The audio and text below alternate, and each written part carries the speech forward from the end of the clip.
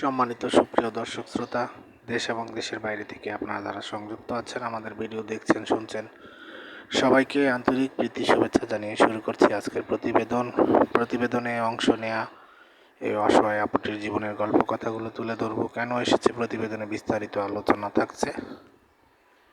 তো আপুটি দেখতে খুবই চমৎকার, ওনার গায়ের রং ফর্সা, উচ্চতা 5 ফুট 3 ইঞ্চি লম্বা, স্বাস্থ্য ভালো।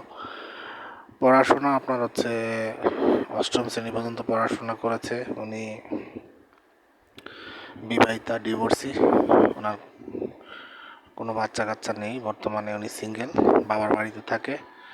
তো ওনার পরিবারে ওনার মা আছে, বাবা আছে, আর ওনার আরেকটি ভাই আছে।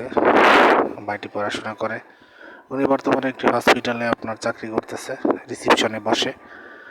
আর ওনার বর্তমান বয়স 21।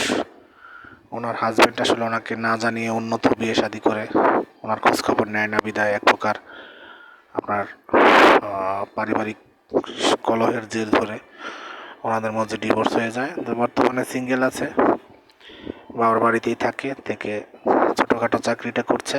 তো ওইখান থেকে যতটুকু উপার্জন হয় সেটা দিয়ে কোনো মতে উনি ওনার নিজের খরচটাকে চালায়। তো প্রতিবেদনে এই প্রথমবার এসেছে আসলে একজন ভালো মনের মানুষের খোঁজে, যে তার সকল অবস্থা জেনে যদি নির্দ্বিধায় তাকে জীবনসঙ্গী করতে চায়, সে বিয়ে বসতে রাজি আছে।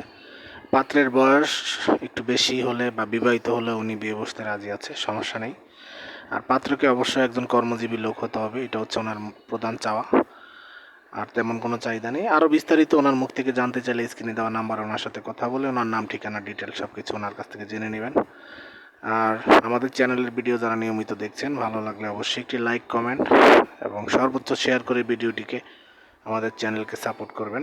আর সবাই ভালো থাকবেন, সুস্থ থাকবেন, আর চ্যানেলটিকে সাবস্ক্রাইব করতে ভুলবেন না। সেই প্রত্যাশা আজকের মতো এখানে বিদায় নিচ্ছি। আসসালামু আলাইকুম।